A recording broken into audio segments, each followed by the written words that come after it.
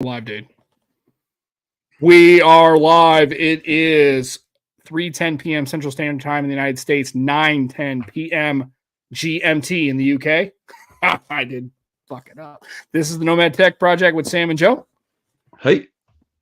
There, dude, you're tripping. Okay, and if you're listening to the stream, and if you're not, you should be. We got Dan, GroundedTech. Hello. We were supposed to have Barry on, but Barry has a family situation. He was gracious enough to let me know a little early, so we reached out to Dan.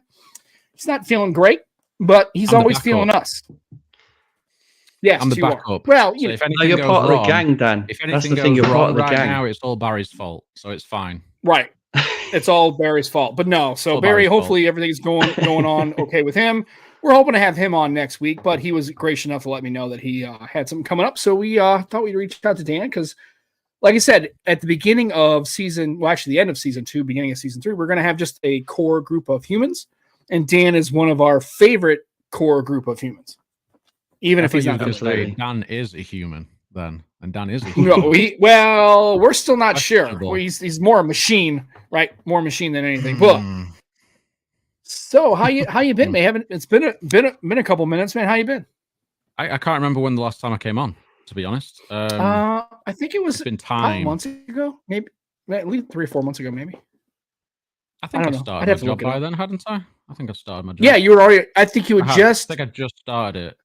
I think you just started at Windows Central. So how is that going, man? I know I've seen the articles, man. It's been banging on pretty good. How you been with that? It's been good fun. It's been good fun. Learning a lot, doing various things. I'm not just sort of doing one particular area. It's been nice to just do bits and bobs here and there. I mean, like I've been doing game reviews and bits of news and various other things. So it's been different. It's an adjustment. It's definitely an adjustment, especially when you've not done writing before. It's fun. Yeah, and I was going to ask. I mean, do you meet with Daniel Rubino and Zach fairly regularly? Do they have a lot of input? I figured they probably did, but I don't know how is their feedback, input, meetings. You talk to them, or is it just you're probably just doing your own thing? Yeah, it's generally sort of doing your own thing and sort of under one or two of the editors, that sort of thing. But I have had when you sort of write up an article, say you're doing a news piece and you've got that there in drafts for somebody to check over, like you'll get like Daniel Rubino occasionally popping in and like saying that he'll check it and everything and then giving you feedback and things as well, which is handy. Okay. And he seems like a proper good chap. I mean, I don't know. I've never met. Yeah, he seems like but he seems to be very intelligent. I mean, he's and I think he has a background in, I think it's either English language or speech or something that he's very, very, I've listened to him talk and I'm huge, obviously, fan of Daniel. I've been following him and Zach for years. So Windows Phone Central. So, yeah. Yes. Absolutely. Windows Phone Central. And yeah, it's been quite a few years. So to be fair, I'm a huge fan of Dan and both Zach. I think they did great work over there at Windows Central. Very good. I mean, Dan's been there forever, obviously, and Zach not far off. I've quite a lot of dealings with Jez as well as part of the gaming side of things.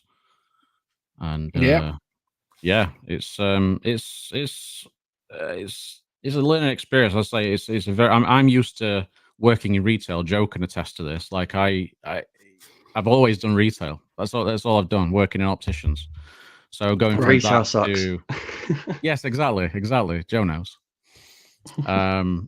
So it's been nice to sort of find something different and sort of in the space that I tend to operate in as well, which I'm really, really happy about, and started doing some different things on there now as well, which hopefully will develop a bit further this next month.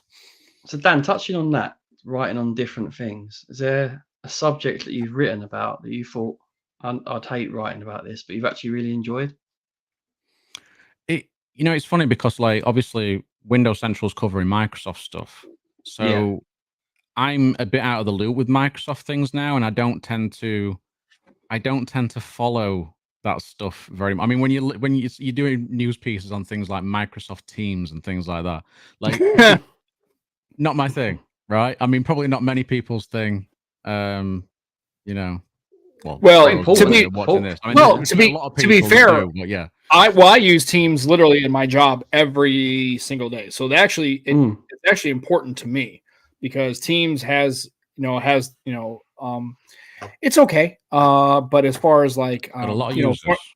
Functionality and stuff, it's I do pay attention when they decide to really improve something or change something or add or whatever for my because that's how my entire team works. Actually, it's how the entire system talks because we don't have Skype for Business now. We're on to Microsoft Teams, and it's extraordinarily integrated to the point where there are actually two channels where we have our system Teams channel, and then there's a fiscal service Teams channel, so we have to switch back and forth. So I do pay attention to Teams a lot because a lot of our work related stuff is Microsoft Office and Teams on our phone and Outlook on our phones and on our on our laptops and stuff. So it's important to me for my job. Yeah, I was talking sort of like maybe not as interesting to people, sort of like in the phone tech space, let's say, because I don't think many people are like interested in it as a product. But like you say, there's lots of people using it day to day, and it's just quite cool when you're covering it and you're not really interested in the product, but when you're writing about a certain feature that's come out that's actually pretty cool. And you're like, oh yeah, and then you sort of you're learning stuff about things as you go as well, which is quite cool. Well, yeah, like I said, it's one of those things where I think is if you're writing for a publication like Windows Central, clearly they're going to cover everything Windows, so you're probably going to have to step into an area that maybe either one you don't have a lot of like functional use in, and also that isn't really not a sexy topic, right? It's not something that people exactly right. Has it been cool, like deep diving into Windows more, like going into settings you've never probably looked at before and looking at Teams deeper? Yeah, there's a number of people that do a lot of the sort of the more hardcore sort of delving into Windows stuff that's completely out of my league, to be honest. But it's interesting. It is interesting. Now, do they give you like a specific, like here are like the topics we want you to cover? Like, or, I mean, a lot of reporters and regular journalists and people who freelance, they have their own little shtick. Like, I want you to work on mobile and phones and this, and they'll handle the Windows and they'll handle the Teams and they'll handle the O365. And I mean, do they have that, or is it kind of like you have kind of a lane? But every once in a while, they'll, hey, we need you to maybe write about a Teams article or a review. I mean, I guess the question is, this is fascinating because we don't really get a lot of insight into this realm of what you're doing. So it's kind of fantastic to kind of talk to you and kind of pick your brain up, like, how does this all structure? Like, so generally how it works with me in particular is that I'm there as a contributor, so I can do as much or as little as I want to do. Essentially, you'll get a bunch of articles that need to be done. So say like news pieces, say there's some news that's going around that it might be something that's already covered elsewhere, but they all the tech sites tend to cover the same sort of topics as well. So once it's like they'll put things on there that need to be covered, so somebody will just need to write up a quick news article for it. But then you've also got the side of things where the more sort of editorial side, where you can actually just write about what you want to write about, be it in gaming or in the tech side of space. And if it's something that they like, the editors approve of you writing a topic, for instance, then they'll say, go ahead, just write it up. So it's actually pretty it's pretty laid back in terms of what you have to do. There's a lot more creative input that you can actually do with it.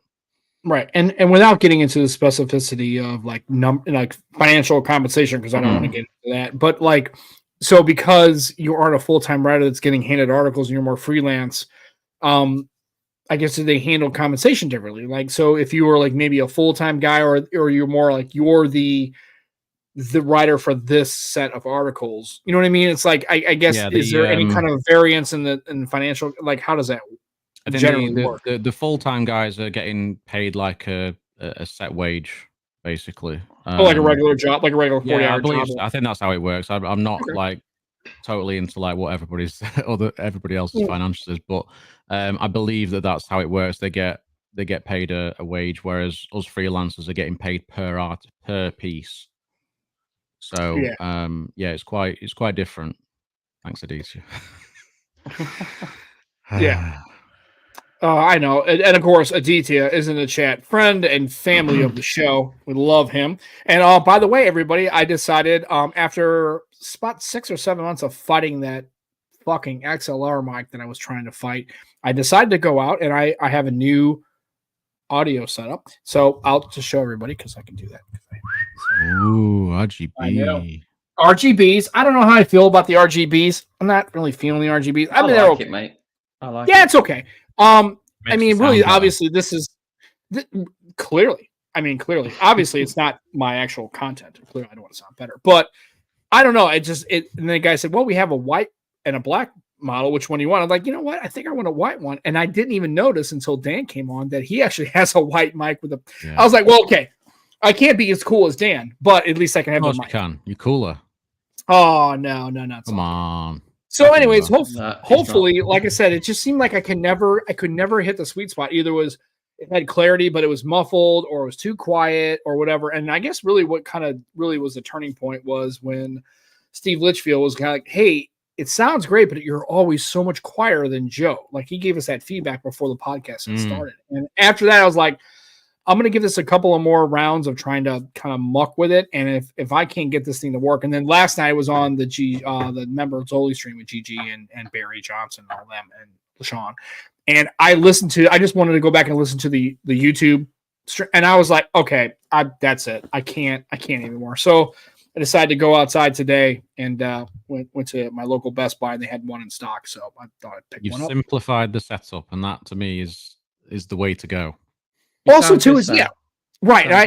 Well, thanks. And I said, and also it's just USB, so I don't have to bring the focus right. I don't have to bring the rig down. And actually, it's not really close, as you can kind of see. It's not. Yes. It's not right like before. It seemed like with that XLR, I had to have the other it one literally right in my face. I think the other one you had was it a dynamic mic that you had? The other one, yeah. And that's another thing too is, and again, it's because I'm a kind of a novice at the audio, but there's all these like, you have frontal and omnidirectional and I never seem to get, because remember, I have to take all this apart. This is in my wife's office, right? Because she was tired of doing upstairs because I'm loud and annoying. And then for, no, I do not. Oh my God. It's a Fatizia. A big, beautiful condenser. God love you. Anyhow, so I have to move it around, like, so I don't have a dedicated space, right? I have to kind of like move it around all the time. So I was upstairs, and then she had to be quiet, and so it was like I was having to schlepp all this stuff around, and I could never get the setup. Mm-hmm. One time I had it where it's like, okay, I think it's in the sweet spot. It's set up, it's ready to go, and of course, then I was fighting it, and I'm just tired of fighting it. So I think you're fighting it every week. Sometimes, though, I think sometimes it's like. Yeah. I've got an issue that people can see it probably now every so often that my camera flickers, right? Yeah. That only happens when I'm in StreamYard or Restream. I can be game streaming for 5 hours and that flicker does not happen. So it's like sometimes I just think the streaming software just has bugs, slight issues, bugs with certain hardware, and it just plays up a bit. Little gremlins. Little gremlins, yes. So yeah, I mean this is a dynamic. This is a dynamic mic. This is why it's pretty close. But I think condensers are a bit more sort of straightforward. Well, and what happened was when I did the Across the Podcast, I had a Blue Yeti, and it was it was awesome. And then what happened was the USB-B jack on the bottom of it broke inside the housing. So USB-B. Yeah, it was great. What does that say about the quality, though, Sam? Do you know what I mean? Of the build, right? And to be fair, again, it was one of those situations where I don't know what with Dan's setup or with you got you going on, Joe, but I'm always having to like disconnect it and reconnect it and move it, and it's never a dedicated. If I had a dedicated spot where I didn't, like with Roger, friend of the show, by the way, Roger Bot, he's got like a whole like setup. Like when he had a setup, dude, if I could get that where I would have to move the hardware all the time, like every week I'd move it upstairs and that kind of thing. So I figured just for the sake of simplicity, and also I like the fact that just a USB, it plugs right in, it's good to go, and then it has RGB. I do like the fact that on the top of it, it just has a real kind of just a, you just can hit a mute, and it's a capacitive button, so you just kind of. Pretty nice to have. You just tap it, and it's like, oh, so I could use this for work, and so it has other uses. So, well, hopefully it sounds. This doesn't have a mute switch. I'm pretty sure. Well, and the funny thing is that it looks pretty close to what I have. But what's weird is, it's like it's got this like arm that articulates, but right here it's shock like mount. They're like little bungee cords. It's pretty kind of slick. I mean, it's about 160 quid, so it wasn't cheap. But I don't know. It sounds good though. Yeah, reasonable. And I just plugged it right in, and just like there was no goofy ass software. I'd have to hook it up, and So we'll see. Hopefully, folks, that my audio is going to sound. But this is the last ever episode. Sorry. I'm glad you got your audio issues sorted, because I know how much it was doing your head in. Yes. Oh man, I was to the point where, like, after one of the shows, I almost like just knocked the entire rig like over. I was just like, fuck. Because I mean, like, it was just constant fight. So, dude, I was rage quitting for sure. You don't want that stress. I've been there. Yeah. So anyway, Sam, just quickly, I think we need to touch on something. Okay. A teacher called Dan Egg, right? And for the people that don't know, I think Dan needs to explain this. Well, yeah. So, I know. Okay. An egg writing an article. Yes. Well, it's basically because as some of you know, I used to do game streaming quite a bit. Right. And I had the name of Air Guys TV. Yeah, I remember that. Yes, and my logo and everything is an egg, because the community early on decided that Air Guys sounded like egg eyes, and then everyone just started calling me eggs. Right. Yeah, that random. Yeah. Yeah, I like it. Well, that's actually, and then that still happens now. So, like, I went to EGX a couple of months ago, not even a couple of months ago, in London, to meet up with some friends for a gaming event. We're there for a few days, and all I'm getting called the entire time is eggs. I love it. And this is what I mean. It's crazy. But Adichie still calls me it as well. That's the thing. Right. So I call you Dan the Man, but I'm going to start calling you Dan the Eggs. Right. Well, and it kind of has like that whole Kingsman Eggsy, right? Eggsy, right? Yeah. That's another thing they do call me. Yeah. Right. So it's nothing to do with you having a bald head, though. Well, this is the thing: is that it was perfectly fitting with that as well. Yep. So it was, he calls you. He says, "I call him Ego." Yeah, that's cool. He does. Okay. So speaking of that, so because of the Windows Central thing, and I know, how is the games? I'm like, how is that for folks who haven't really been, as able to follow you as much as going? What's been going on the last 6 months with you as far as like the Windows Central thing? But how has that impacted your ability to do other things with your streaming and everything else? Have you run into some problems with that, or what? It's been more a case of having some health issues alongside doing the Windows Central stuff. To be honest, I've actually, that's actually caused issues. Weirdly enough, but got that under control. Started doing some game streaming and stuff again, and I'm going to get back to making some videos and stuff. So I've not made a YouTube video for 5 and something months. Whoa! You've done streams though, haven't you? I've done streams. I've seen the streams. Yeah, I've done some streams, but I've not done anything GroundedTech related other than I think a short for like 5 months. Literally since I got partnered. Funnily enough, which is I've made it. I'll stop now. Right. Yeah, exactly. I'm partnered and I'm done, mate. So yeah, I'm getting back to that very shortly, because I need to talk about this iPhone. But, yes, I was going to touch on that. I was going to say, so like got an iPhone in the house. Yeah, like what's that? I mean, I say that with all the love. I don't mean to be an ass, but like what the fuck is that about, mate? Yeah, I know. That's kind of crazy, right? Well, no, I wasn't going to call my Xperia for it. And so that on its own is something I really question. Because if you just bought it straight up and kept the Xperia, then I'd be like, okay, well, that makes sense. No. But the fact that you, of all people, offload an Xperia to get an iPhone, that somebody, please make this make sense, because it had me all fucked up, man. I'm just saying. I'm the same. I'm like, man, of all the people, especially how I know how you feel about Xperia phones, because there's not many people who really like not only champion them, but have used them and really do videos. I mean, you're all in. I'm like, man, what is the scoop with that, man? Yeah, it was a mistake. I'm going to say that. I would say I've been jealous every time I've seen Joe using his. So I want it now. It's been kind of brutal because as well, like obviously I can switch my phone whenever I want on O2 switcher where Joe works, and you used to be able to switch up every 2 weeks pretty much, whereas now it's every 3 months. Check your terms though. Check your terms. You might, depends what terms you're on. Now when we say switch, does it mean like device? We're talking like device trade-ins, or we're talking about SIM switching, like switching devices. No, Sam.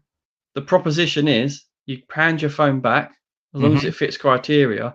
They clear your credit agreement down, clear your contract down, and you start a new one for whatever you want. Yep. You said it was every 2 weeks? It was every 2 weeks. Whenever you wanted. Whenever you wanted. Get the fuck, really? Yeah. Wow, that's nuts. Dude, that's how I get a different phone all the time. Yeah, so he was doing it. And it's because of him.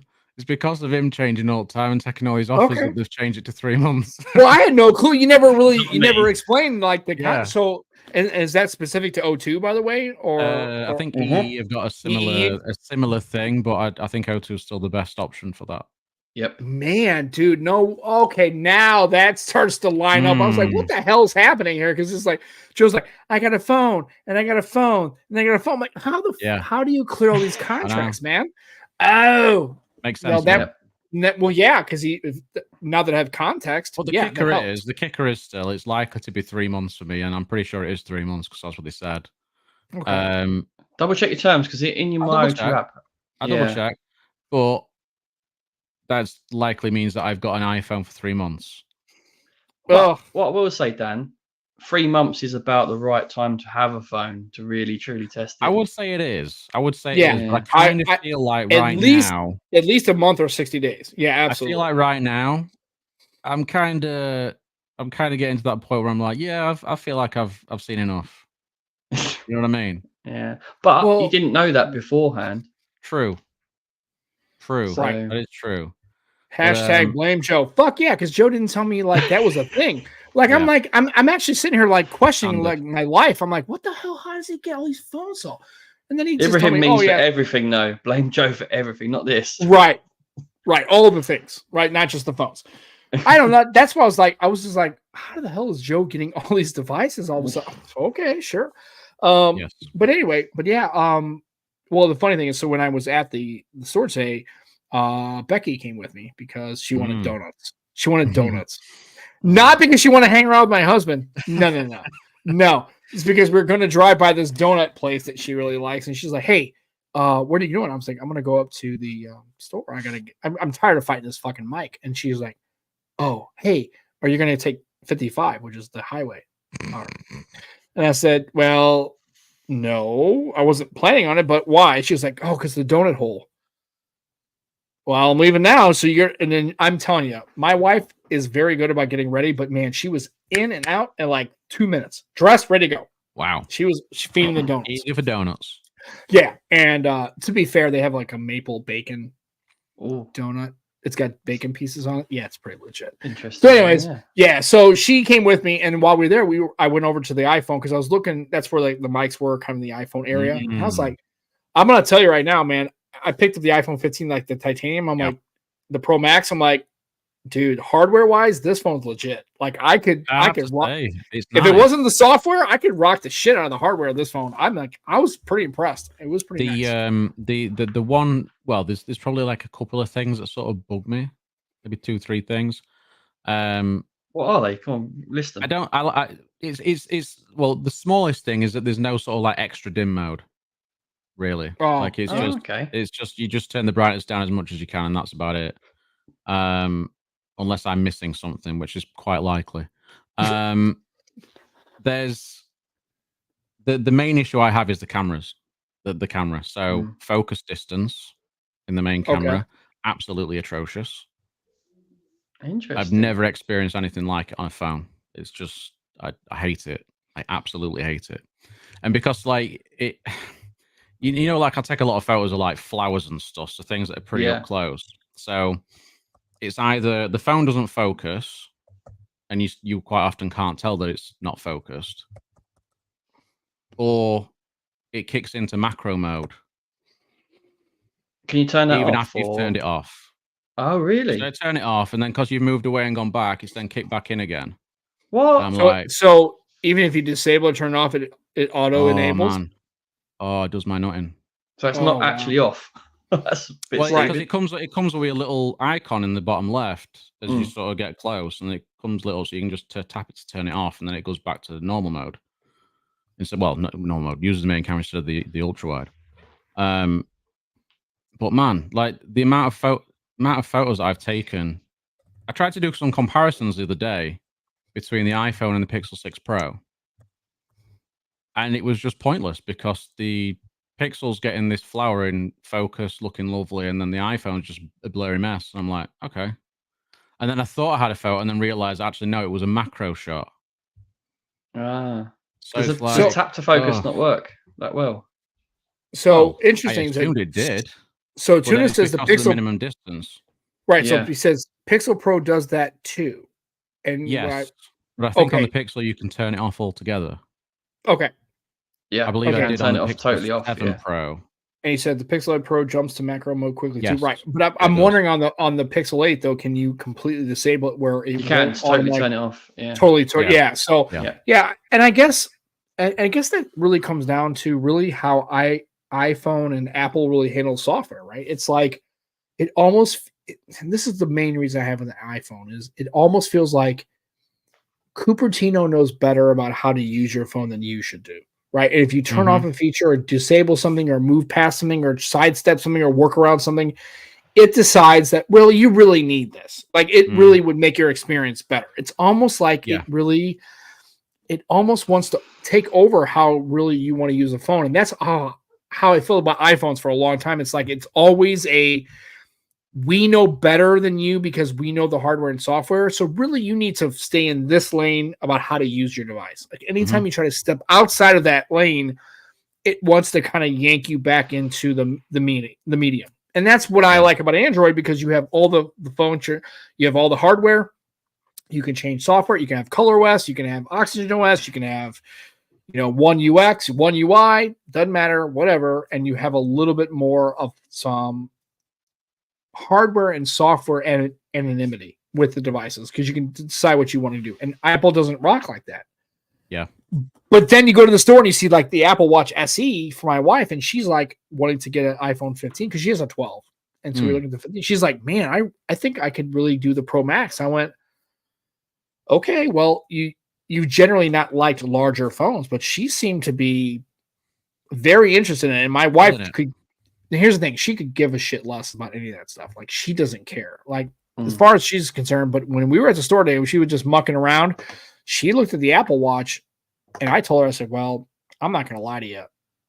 Apple's watches are the best when it comes to, if you have an iPhone, you should have an Apple Watch. Yes. Yeah. Period. End of story. I'm not even going to even, don't get a Fitbit. Don't get a whatever. Yeah. Just get an Apple Watch and you're fine.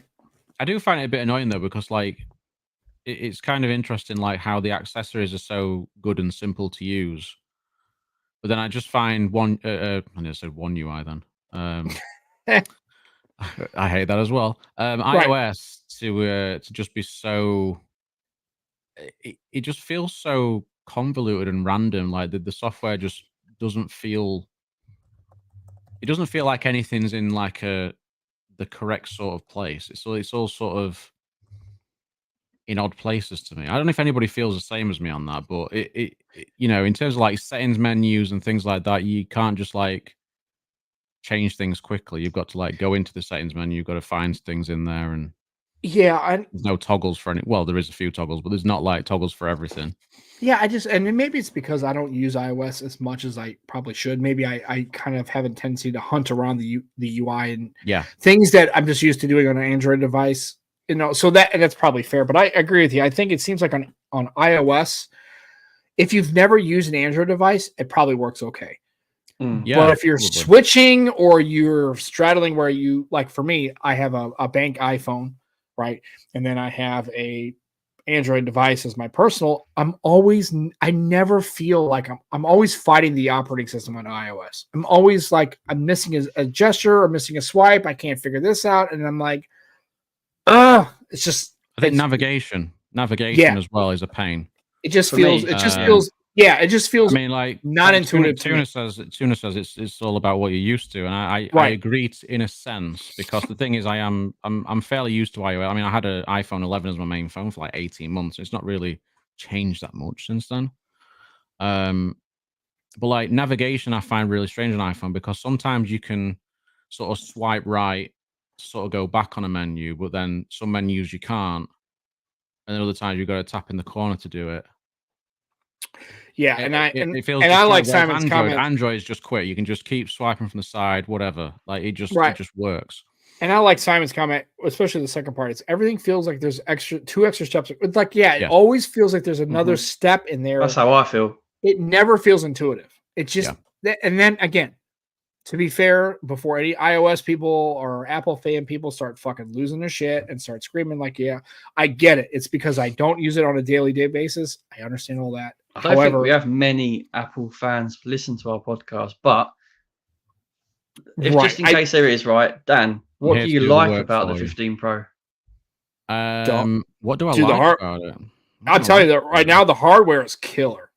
The phone itself is nice. It feels really well made, and the screen's nice. I love Face ID. Always have. Yeah, Face ID. That's one of the things that I just wish, like with the Pixel 4 XL. I mean, when the 4 XL had it, I was loving it. Solely. And the fact we've not really had anything other than maybe from Honor doing something similar. It's a shame that we've not got that. I to be fair, I do like the RAW mode. Is it Pro RAW? Yeah, that's legit as well. It's really good. I like the photos that come out of it in that sense. But I don't like the auto mode. So it's kind of swings and roundabouts with the camera in that sense. Video's still amazing. Video's still absolutely fantastic. The video on iPhones is awesome. You can plug in an SSD and just film it straight to an SSD. I think that is a killer feature. It just is. Oh yeah. Keyboard experience. Right, and I will, yes. and Dan and I are going to agree on this. This is going to be another negative. Here, right. Me and Dan are going to see eye to eye on this, but the keyboard experience on Windows Phone beats all of them. It just does. It just does. Always did. Always did. It's just even to this day when when I pull out my 1520 or when I had a 950 for a little while, the typing and keyboard experience on a Windows Phone is awesome. And I'll tell you, and here's a little nugget that's always fun. Dan knows this. Has the old fashioned little, you can kind of like, instead of just swiping, there's a little nub that used to have between like the H and the G and the B. A bit like what you've got on like a Lenovo laptop. Right. That little nub, right? You can just kind of like, the little nub. And it always had that in the keyboard. And I really appreciated the typing experience. It was beautiful. It was beautiful. I love Gboard though. I do like Gboard on Android. I do too. But funnily enough, I hate Gboard on iOS. Oh, really? It's not the same. It's not the same. It doesn't work the same, and it's got this weird bug sometimes where when you start typing, it won't capitalize the first letter. So then you have to go back and it does my nut in. Absolutely, it doesn't do it. That's weird. So the keyboard that I actually use on iOS is SwiftKey. I was just about to say it. I was looking up Microsoft. And there's a SwiftKey. Like I have SwiftKey on my Duo. It's pretty good. It's pretty good. I think the experience is different than Gboard. Functionality is a little different. It works pretty good on the Duo, but I agree. And Tuna's right. Like those, it's a $1 trillion company. I don't think the steps equate to that. I think the steps are a byproduct of that. right? I don't think the extra steps caused it to be $1 trillion company. I think it's the extra steps are just you have to do that. I think other things cause it to be $1 trillion company as far as the integration and the ecosystem. Although I would argue that Huawei is doing a pretty good job as far as I've seen some of their. Did you see the video? And I'm not really a big fan of Mr. Who's the Boss. I think he makes a lot of clickbaity kind of stuff. Again, I think he's competent, not throwing shade. Mm-hmm. So anybody's a Mr. Who's the Boss fan, don't come at me because I'm not saying I don't like the guy. Holy shit. It's just that, his videos are different, right? Because he's got 18 million subscribers. But the Huawei video he did, you should watch that and see what Huawei is doing in spite of the US ban. Is pretty fucking amazing, actually, to see what they're massive, though, aren't they, Huawei? It's pretty cool. Yeah. It's pretty cool. And also, I think they're coming up with I think they're making a electric vehicle. I think I saw an article where they're challenging Tesla. Doing one.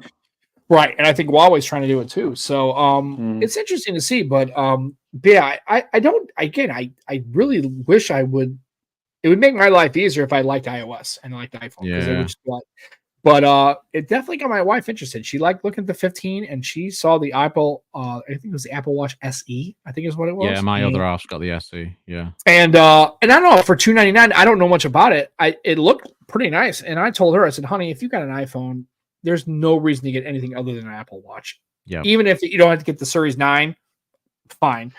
But the SE at $269. The SE too. Yeah, it's pretty competitive at $269 quid. That's pretty good. Mate, it has pretty much everything you need, unless you're doing real fitness stuff. Well, and she's not. Even then, it's got a lot.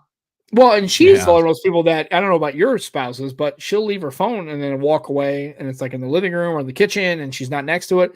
But if she had that Apple Watch, it would give her some notifications that would tell her, oh, you got a text message. Yeah.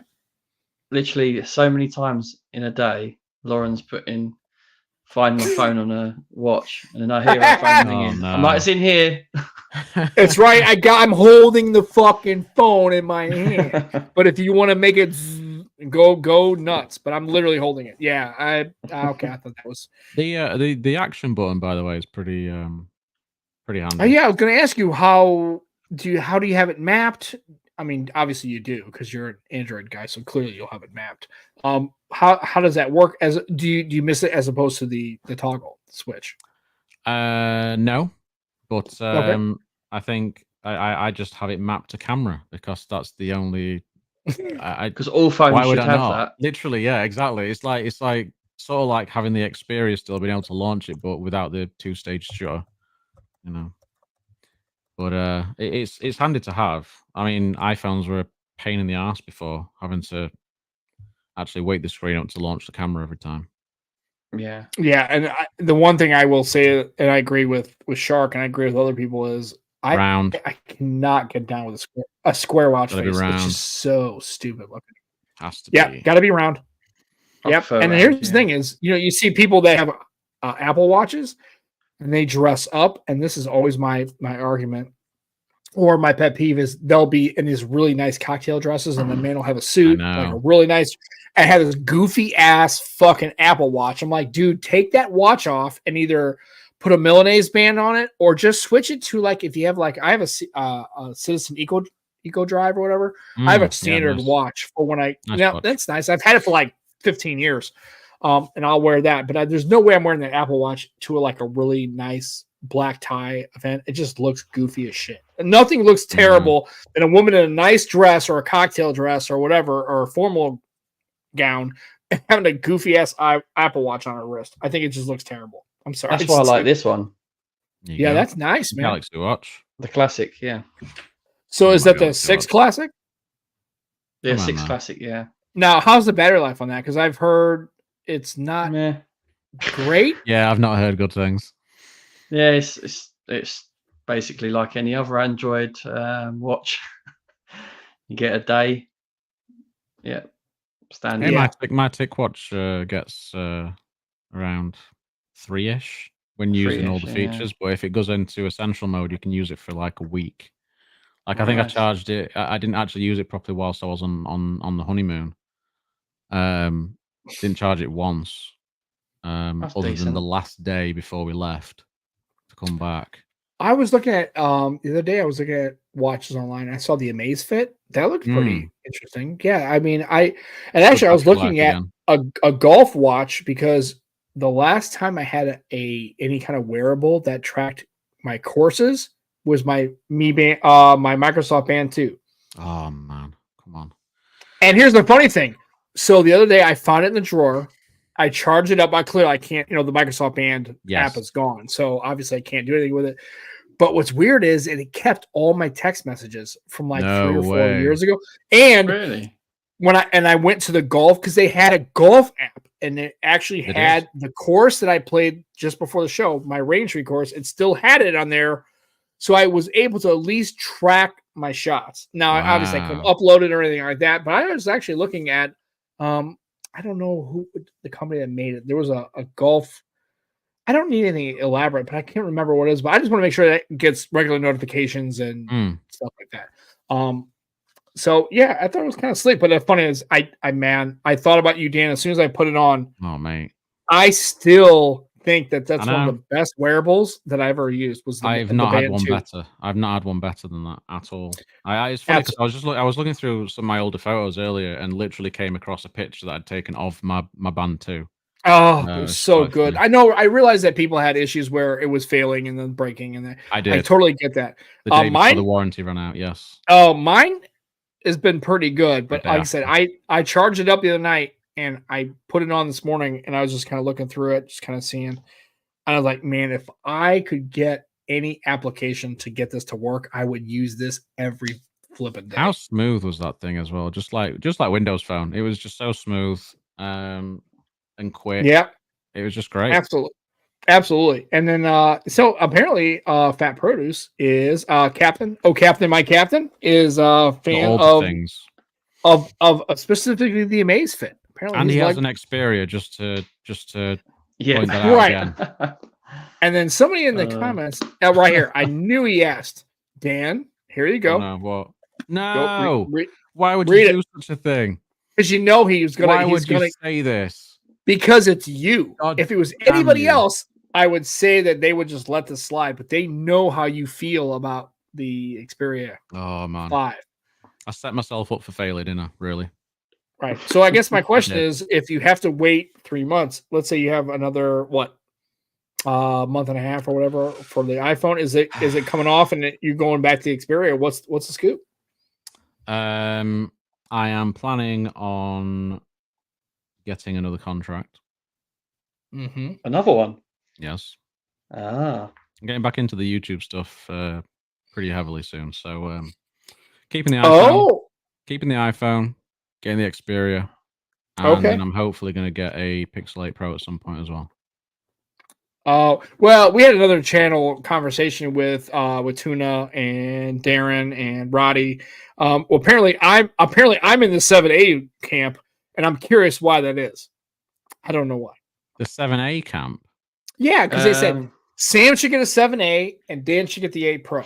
And I think it was Roddy, I'm pretty sure, and Tuna could kind of verify that. But I was like, why am I the 7A? Are they just calling you a casual or something? Apparently so. Apparently I think I know why. Okay, what's up? What's up, Joe? Why? In terms of cameras, you don't really utilize them, do you? So the 7A gives you enough camera for your usage. Right. The only thing I would question is I think you like bigger screens. Well, I like the foldables, but honestly, when I had the Xperia, the 5, the one that Dan, fault. I bought the phone and I watched Dan's video. He's like, "Yeah, don't buy this. The thermals are fucking." That was funny, man. God, no! I was like, "Oh, I got the phone in the house, and then I started to watch videos, and the first one that came up was Dan's video, going, yeah, the thermals are kind of trash." I was like, "Oh God!" And then I started using it for a couple of days. I went, "Yeah, he's right. The thermals are kind of trash. It's getting warm for no flipping reason. Yeah. What the hell?" And I was so Sam. He was talking Sam, you don't utilize the cameras. Right. 7A does the job for you. You don't need a big screen, you just said. So the screen's fine for you. Maybe you are a 7A guy. I might be a 7A guy. I know that one of my colleagues has I sold the 7 that I bought to one of my buddies because he had a 3A and he broke the screen. So the other guy on my team I sold the 7 to, and then the one who got the 7A, she actually had my old LG G8X, and then it finally just basically bought the farm, and then she upgraded to the Pixel, and she got a 7A, and she loves the 7A. Yeah, and I think I might actually probably pick one up. I think you go with like 300 quid. I think I might pick one up. Nice. I used one for about a week. It's pretty nice. Mike's got one. Yeah, the camera upgrades. From, yeah, I saw you did a video on it. Does he use that as his daily? Is the 7A? He does sometimes, yeah. Okay. He likes his Pixel A series. And I want to get into this conversation because I know Tuna and Darren both returned their OnePlus opens, and I saw why. Really? Tuna did. Now I saw why Tuna did. He said that it was too light even for him, and also there was some software issues. And Darren's got his back because of posting issues. Right, and and he also said that he was receiving some issues with Wi-Fi. That the Wi-Fi throughput was a little sketchy. So I'm curious. I've only seen those two gentlemen talk about it. I'm curious what else. And so he says, and I'm Pixel. So Fold 5 and Pixel Fold better fit for him. Fair. And I have a Fold 5, so I'm okay. And then let's see what else he says. Open didn't have great cameras. Weird aspect ratio with Open and software quirks. So I wanted to ask you, Dan, did you watch the OnePlus Open presser? And I usually don't watch them, but I actually watched that one. Did you happen to catch it? I don't think I did. I've seen some bits afterwards, but because I saw the pictures in the press conference, I wasn't impressed with them. Well, you're not. I don't know why. It wasn't. I was like, they're not bad, but I would have thought that you know what I mean? OnePlus Open is supposed to be crushing all the things. And I was like, the camera images they would put even in the press release, which are the conference, which usually is always extra super. I was like, okay. The images I've seen on Twitter have been pretty good, to be fair. Yeah, they looked okay, but I guess if you're comparing it to a Pixel Fold or a Z Fold 5, Dan, do you think that if you didn't know, like if you were all new to foldables and you went with the OnePlus Open, do you think the cameras would be okay? Or I don't know.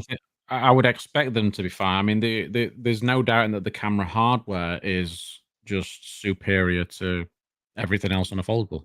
It just is. But do you see Scary Off Literal did a really good video comparing that to the Pixel Fold, and it stood up pretty well, Sam. Yeah, and of course Shane is one of my favorite. First of all, any foldable. Shane is fantastic. I've been following him since he had about like 7,500 subs, and I love Shane. He's one of my favorite creators because one, he's into the fold, but also two is I think he's willing to put it out there, and even if he knows it's going to catch heat, he's willing to put it out there. He's not going to bend the knee. He's honest. I like it when people do that. Right, and I think, but even then, he still has a pretty good following. I think, he loves the Open, but I also realize it's not for everybody. And here's the thing: I would argue if you're not really into that foldable life, this conversation gets a lot muddier on who's into it, right? Because then you've got the Fold 5, which I think people just kind of don't compare it to anything, right? It's either the Fold or the Open. It's like the Fold 5 almost belongs in a separate category because of the form factor being so different than the other two. Yeah. They don't talk to it. I don't know. It's weird. I don't know. What are your thoughts about the foldable space in 2023, and how does that look in 24? Like with the Fold 2 and all those kinds of things. Where do you think we are with that? Yeah, it's. I think we need to see the software develop. That's the thing. I mean, I'm still not really seeing what's the reason to buy a foldable other than having a bigger screen. Because if you're just buying it for a bigger screen, you can just buy it. I mean, the Samsung's the most well supported. I would say it's got the best all around hardware. But OnePlus is doing. I say OnePlus and Oppo. Doing a pretty good job now. You say BBK generally, BBK, yeah. I think the Pixel Fold 2 will be. I'm expecting it to be a significant improvement over the first generation. Yeah, same. Especially with the Tensor G3 upgrade as well. So I think next year should be even better. But I'm still looking for a serious reason to own a foldable, if that makes any sense at all. Yeah, no, totally. I mean, it lands totally. Yeah, I get it. But they're going to keep pushing cameras as well. They're going to keep trying to push the camera hardware because it's one area that's quite difficult to engineer on a foldable. So I think Samsung next year is probably going to actually do something this time round, rather than just having the same design for the 4th year in a row, pretty much. And there you go. Holy hell! I know. I just want to see her face. I mean, my head looks bigger than everyone's. Probably is. I know. It's the egg. It's the egg. God damn. Wow. But yeah, I'm just interested to see how it develops. I think one thing to say about the OnePlus at the minute is that I don't think they've optimized the sensors, the software for the cameras. Is that Saliba? Saliba. So is that in Hawaii or is that just a? No. So he's a player who plays for Arsenal. But the song we sing for him is the Tequila song. It's like Saliba. Don't know what you mean. So Dan loves football. I know you all are all about the football. And so I think it's funny that I think with the foldables, we're in the same space that we were with cameras on slab phones 3 years ago. Like now that's the only real push. The Pixel Fold has got the cameras from a 7A basically. Like it's not really that great technically, but Google's got the software. So even not having the best hardware out there, they can still make up for it. Whereas OnePlus has got the best hardware at the minute, but people are saying that they're not happy with the software side of it. They're not happy with the actual output. So I do think that main camera in the OnePlus Open is actually really impressive. It's like brand new camera tech, just like what's in the Xperia.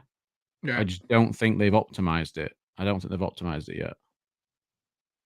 From what and I think that's where we kind of are with the foldables. And like I said, so let's Fat said Andrew said he's gonna maybe think about a foldable after the Xperia. Okay. And Tuna's like, well, he likes the widescreen, but not the square. So it's interesting. You get I guess he likes the more real estate, but not the totally square. Tuna's just too picky. And here's the thing, and Tuna, and they said, here's the problem with foldables, where cameras are perfect now, and coming from an iPhone, the Pixel, and hell, even the Xperia, foldables are not good. Right. I will. Even this is the only Xperia? Right, and I think if you're getting again with the foldables, you don't want to compromise. I think you're going to have to, because the form factor and, like you said, Dan, the constraints on the hardware are going to have to be something that has to be engineered around, or at least thought of.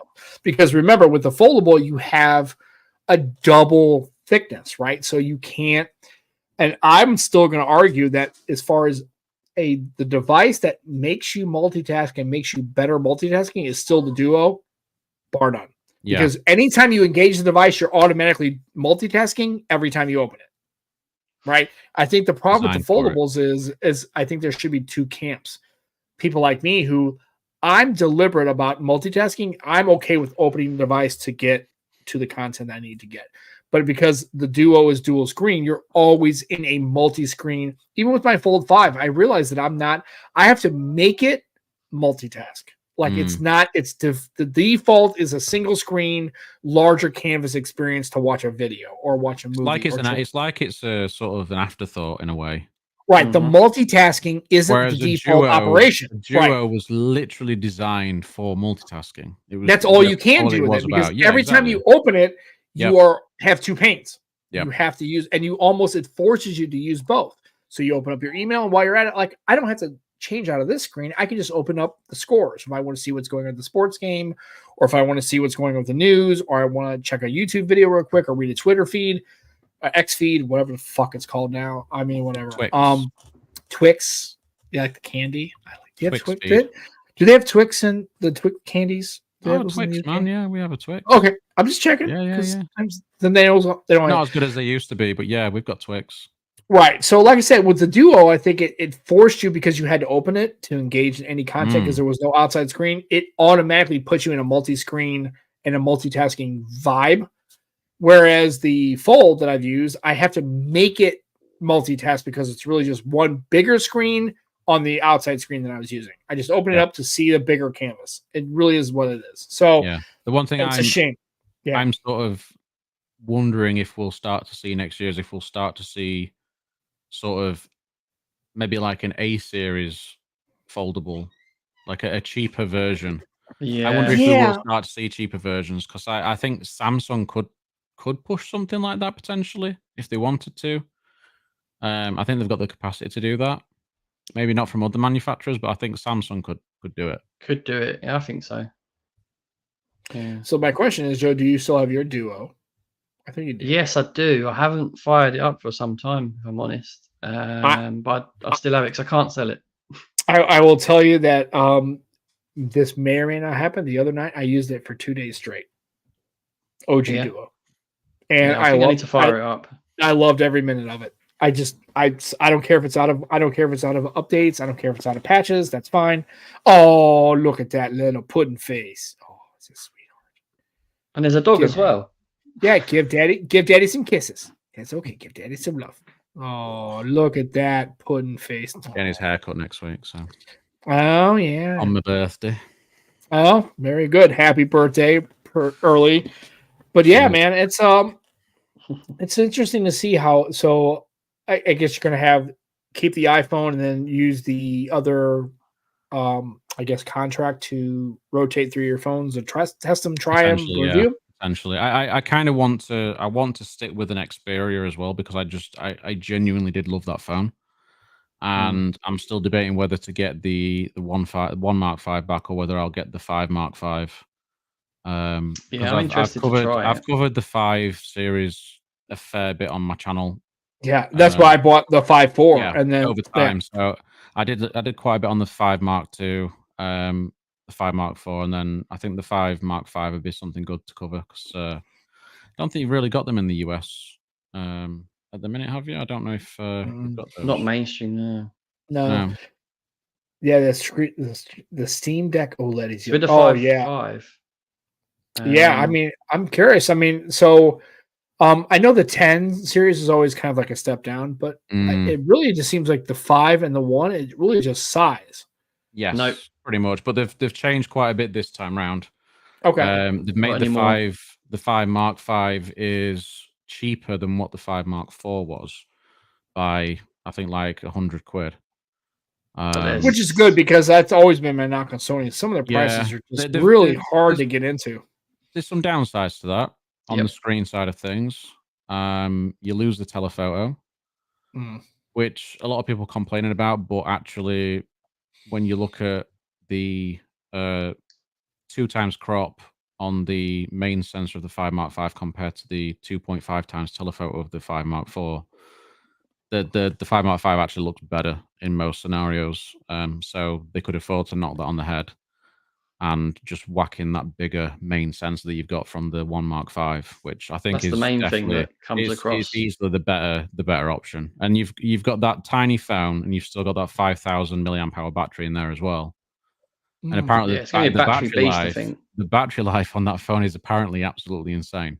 And I've always liked how Sony handles the adaptive charging. I really like that approach. I think as far as battery health, haven't Sony brought on a new camera with a new shutter tech that looks dope, according to Perfect?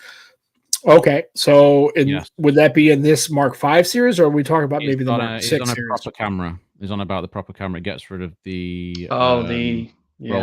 Is it rolling? Oh, I can't remember what it is. It's only $9,000 or something like that. Yeah, it's only like stupid money. It's only stupid money. But it's new tech. It's new tech, so it'll eventually come down to other cameras, and it should filter down. But not for us. Three cameras on, and honestly, Joe, I didn't really think I would really this would bug me, but it kind of does. I kind of miss the flippy dippy, not necessarily a Sony, really, or not necessarily a Samsung, but I'm considering maybe trying out the Motorola. Yeah, you said that before. Yeah, just to kind of get it.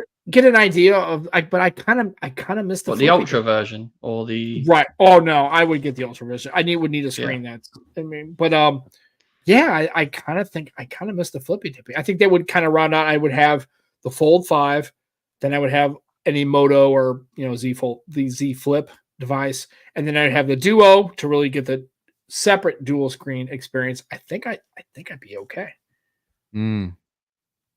Yeah, well, you still got the Pixel 8 Pro, or did you get rid of it? No, I had to ditch the 8 Pro because the 8 Pro, it's no good. The 8 Pro, died on me. So, do you know something I saw quickly on Gadget Boy's Instagram today? The PlayStation Portal. Yes. Portable. I saw him post that on. I think I saw him post it on Twix. Yeah, that looks quite nice. It looks quite slick. Yeah, it does. It does. You just need a PlayStation console to go along with it. Yes, you do. Yeah. So it's kind of nice. I messed up. Speaking of that, funny how you guys mentioned PSP. So I pull up my Vita, and I was trying to log into it, and of course now you need a two-factor authentication. I guess I had set it up on my PlayStation account. Oh no. I don't have I have an authenticator app, and I guess I didn't copy it over. And now, so I locked myself out of it. So when I changed the password, I was in my PS5 and it logged me out of it. And now I'm like completely locked out of my Sony account. So I can't play anything now. So I got to go online and reset the 2FMA, which is the 2FA, which is funny because it sent me a text message. I'm like, well, that's 2FA. But it would not let me get past the authenticator app. I needed to have a code. I'm like, well, I don't. And then, of course, yesterday in the United States, it was Veterans Day. So the Sony tech support, customer support people were not working. So I had to wait. And then it wasn't until 10 this morning because they're Eastern. I'm sorry. I was like, fuck, I'm going to play golf.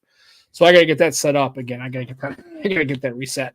But yeah, I kind of wish, again, half the shit, like the Band 2 and the PS Vita and all those kinds of things, everything I really liked about the things you really liked, yeah. Yeah, having the Microsoft having their portable, I missed Groove, Microsoft Groove. I kind of liked. Yeah, I did. I just think it's a shame because Microsoft always bails in this stuff, but I think they really, with the Band and Microsoft Groove and all those things, I think that if they would have just marketed it a little better and advertised and just threw some money behind it, may not been as good as an iPod, maybe not as been good as an Apple Watch, but man, I think they could have been competitive. It just sucks. I think especially now when you think about the fact that if they just stuck with all of it, if they just stuck with everything that they pretty much cancelled since Windows Phone, like what we could have now, especially with like, can you make like a 1030 or a 1040? Oh man, or a 960? Everything. Yeah, I mean, can you imagine? Like what band would be on, like how the apps would be now. I mean, we'd have a lot more software support anyway, naturally. So in terms of photography, they were well ahead as well, weren't they? Oh, they were. It was like when we first went to a Pixel 2 XL. Like Pixel 2 XL absolutely annihilated the field. Nothing came close to it. When the Lumia 920 came out, it was exactly the same. Right. Ridiculous. And they had that lead through, the 1520, the 1020.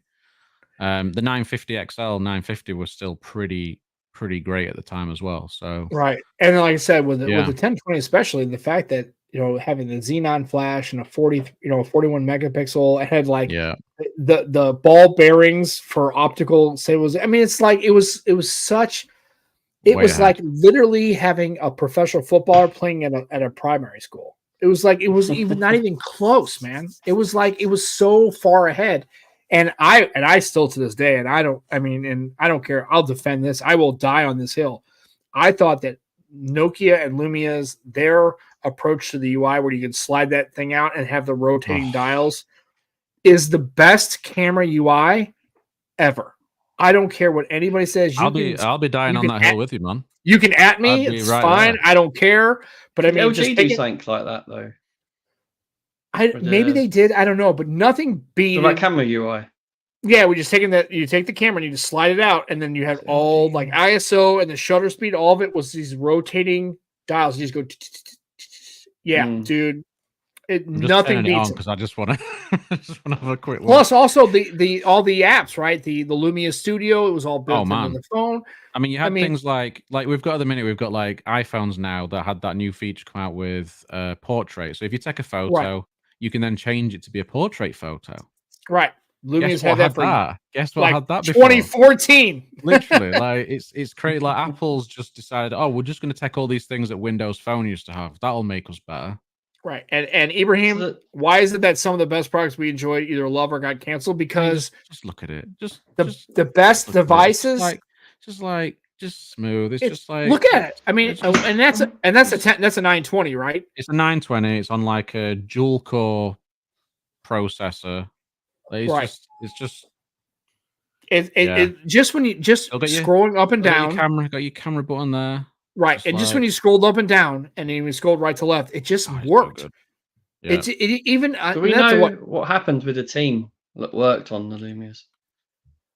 Some of them guys must be doing great stuff at different companies, right? Well, I think the Nokia team, didn't their main camera person go to Microsoft and then left and they just got out of it altogether? I have no clue.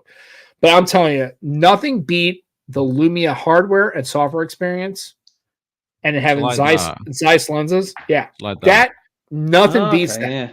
And then when you're done with it, you just slide it to the right and you lock it in place. Yeah, so you just drag the camera back over there. Yep. It's gone. And you're back to auto mode. And if you want a manual mode, just slide it out to the left and just. And you can see the screen. You can see what you're taking still behind it. It was frosted, but you could still kind of see the image. Okay. But yeah, and it never switched to another like menu. You kicked it out. You made the adjustment. You kicked it in. You looked at your shot. Did they have the ISO you want? And then just adjust it. It's just funny how smooth it is because I've had an absolute nightmare and I've been using like budget and lower mid-range Samsung phones of recent years. Like they're just so laggy and stuff. I mean, like you're in the camera app and you just want to go home. You just press the home thing and you're just straight back to to home screen. Like it's quick. There's no lag. There's nothing. Right. And Android still do that now. They still lag like hell. And it does my nutting. Like how have we not got like budget and mid-range stuff that's not terrible? Yeah. At this point. Whereas you've got a Lumia that's running on a 10-year-old CPU that's and to anybody who's been watching the show for any length of time, you'll know that if it were between Dan and I, if Windows Phone was still a thing, I would never use anything other than a Windows Phone. I'd be straight on it. I'd be straight there. I realize that's not everybody's jam. I know a lot of people use the Windows Phone. And you might not have spoken about this, Sam, but did you see the thing where Sachi was like saying that it's a mistake he made? Yeah, How did you feel about that? How did you feel about that? Well, and again, it's like, I guess I'm mixed, right? So part of me is like, well, I appreciate that the CEO is acknowledging that he made a mistake in a strategic choice, right? To ditch Windows Phone. But the problem is now it's too late. And I really wish that. Well, yeah, I mean, I don't really like Steve Ballmer is kind of a knucklehead, but I'll tell you right now, he was all in. I still think the purchase of Nokia was not a good idea. I think that needed to be separate. I understand they want to bring it in-house, but I think it really diluted what Nokia could do, and I really think it really was the first step in the death of Windows Phone. But yeah, it's nice that Satya acknowledges that he made a mistake, but it's like, okay, well, that's great, but now you have the Microsoft Store. It's still available. You could launch Windows Phone again. Yeah. You could. I do wonder, with how things are done now with web apps and everything else, I do PWA, yeah. They could do something with it eventually. I mean, but then, I've written for Windows Central about it with the Duo and that, there's only so many chances that consumers are going to give you if you just keep canceling stuff. So, the Duo was kind of like the last line, I think. You seen the BlackBerry film? No. They should make a film like that, but for Microsoft. Imagine. Who's going to play Ballmer? Windows Phone. Ballmer would be, if Chris Farley was still alive, that would be a perfect fit. What are you talking about? Oh! Right. Amazing stuff. Amazing. Yeah, it would have been great. But I should make a film. We should. You should watch. But, that's your homework, Dan. Before you next come on, you got to watch that BlackBerry film. I've got to watch it. Okay. Yeah. Apparently, Joe's giving you homework. I don't. You have to show last minute phone. And give you homework. You have to no shit. Phone. Absolutely, okay. Joe. Yeah. You're on. I think Steve Litchfield's got a few. Yes. Who do you think I bought this from? Oh, was it off Steve? Yeah. it was listed on eBay. And I saw his username and I was like, hold on, I know that guy. So I DM'd him on Twitter and I just bought it off him privately. Yeah, Steve's great. I still have my 1520 upstairs and I still if I could throw the SIM in it and it would actually connect to AT&T, I would use the shit out of that phone. How much would one of them cost me then, Dan? A 920 you could probably pick it for $100. You could find a Windows phone on eBay for like 90 quid. Yeah, pretty 80, much. I mean, to be fair, at one point there was a lot of secondhand, like refurbished stuff going around, and then they just all sort of disappeared. But I'll have a look. I'll take that homework and I'll have a look. Nokia Lumias on eBay. What homework are we giving Sam? You can get a Lumia 925 for £16.82. Oh, nice. Oh, the 925. The 925. Yeah, my other half had one. It was like the first phone I convinced her to get. Were you the one who saw the HTC, the 8X, and where you made the comment? So who knows how was it Jason's? Was that Jason's X feed where you're like, who knows this phone? Like, hey, that's the fucking HTC. Yeah, yeah. Dude, I had an HTC One M8 for Windows and for Android at the same exact time. I wanted that phone. Dude, it was so awesome. The one M8 is the best hardware ever. Oh, it's gorgeous. It's gorgeous. The first Windows phone I had was the HD7 though, so I did have a HTC as my first Windows phone. So yeah.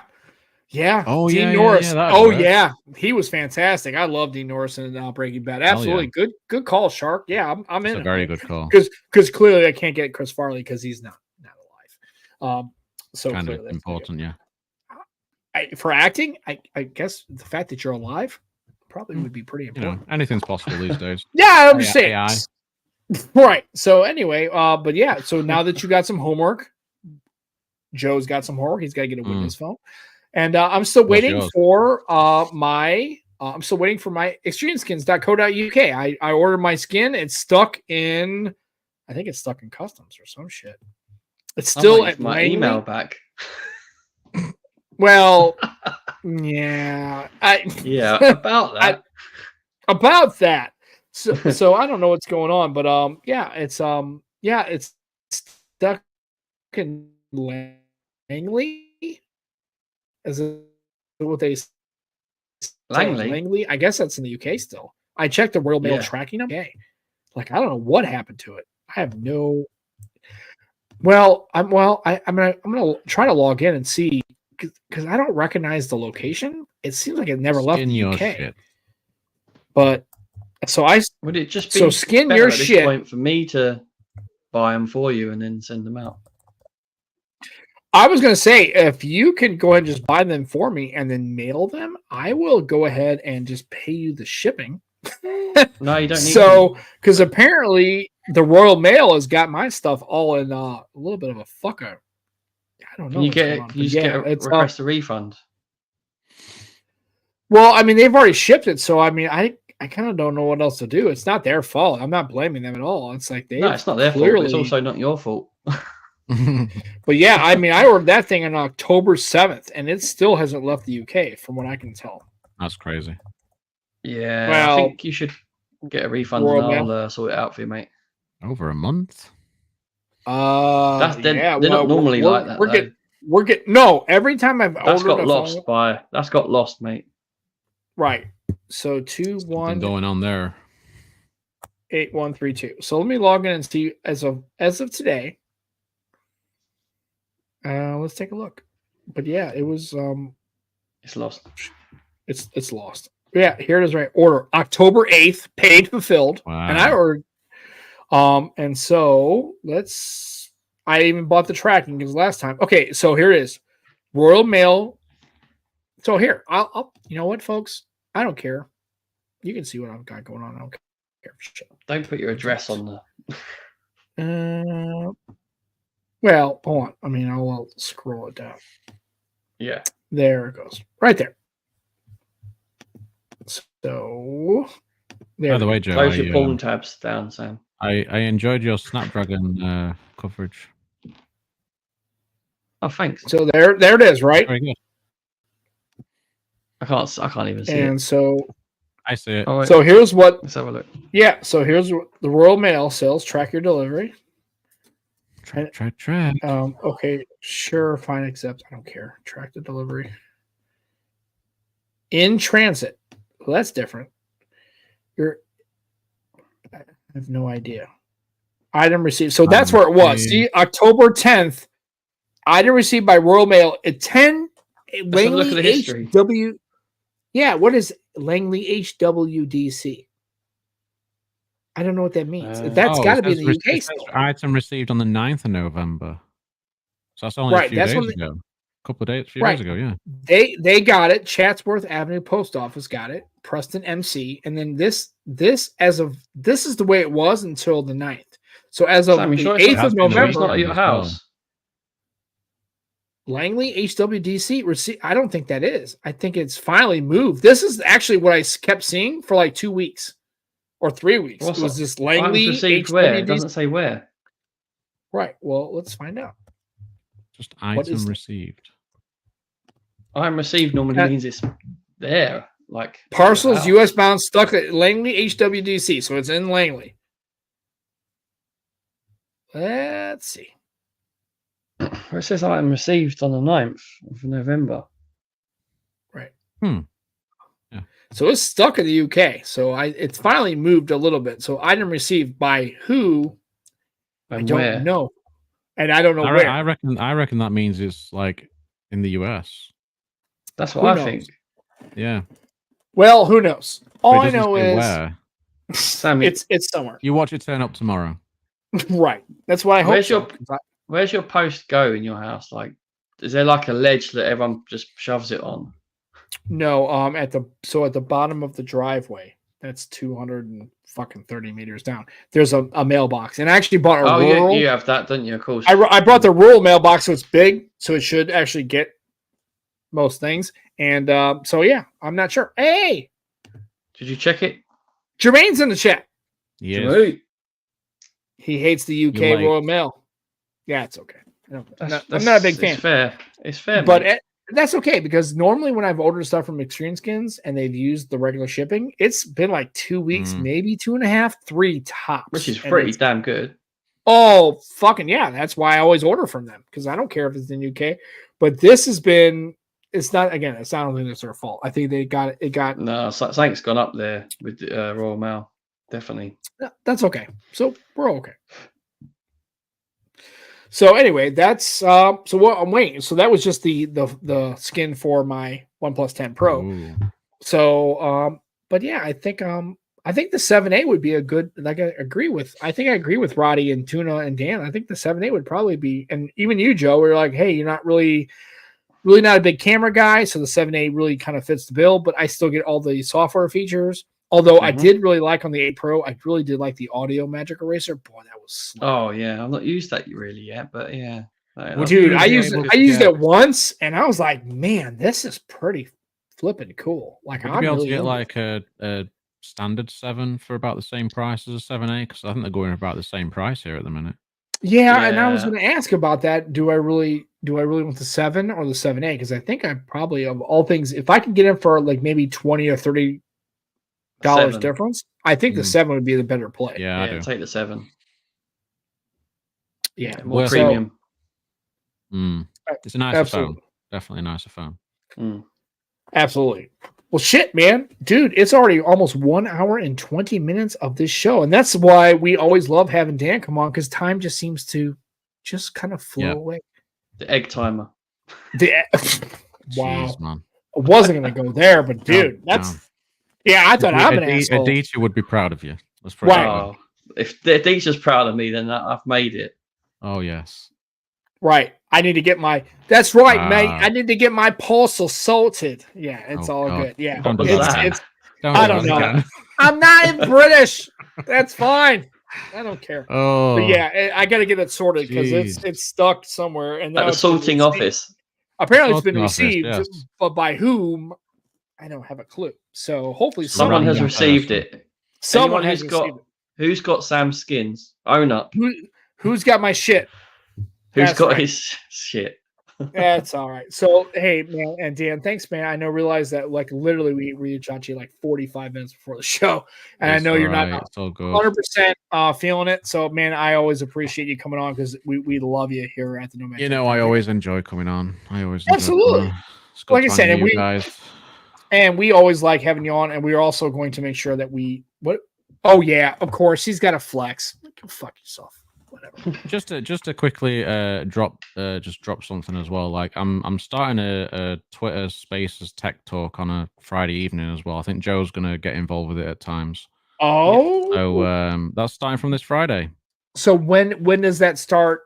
Because unfortunately, Friday nights is when the TNA podcast, and it's been taken over by my wife's date night. So yeah, earlier. Cool. So we're going to be doing it around. It's going to be usually like 9 o'clock UK time. So it'll be about 3 o'clock this time. For you guys, yeah. Cool. Yeah, I mean that's awesome. I'd love to participate. I actually want to participate in both, but unfortunately, when some really cool people. 4:30, she wants. Oh, really? Yeah. Some different people. Neil's getting involved. Neil's going to be getting involved. Yeah. Really? Yes. Neil's going to get involved. We've been asking Neil to come on the show for what, right? 3 fucking seasons. After this, he will have no choice. Okay. Because I love Neil. Neil's one of my people. I'm feeling Neil. But no offense, we've been trying to get him on the show, and Lenny and all them folks from the Nomad Tech Project, and they aren't feeling it because I get it. Maybe it's a video thing. Maybe he just doesn't like the camera. Maybe we're okay with that because when we had Ted Saban on, we were totally okay with just doing straight audio. We can do audio only. We'll do audio only. Okay. Neil, I love you, but go fuck yourself. I'm just saying.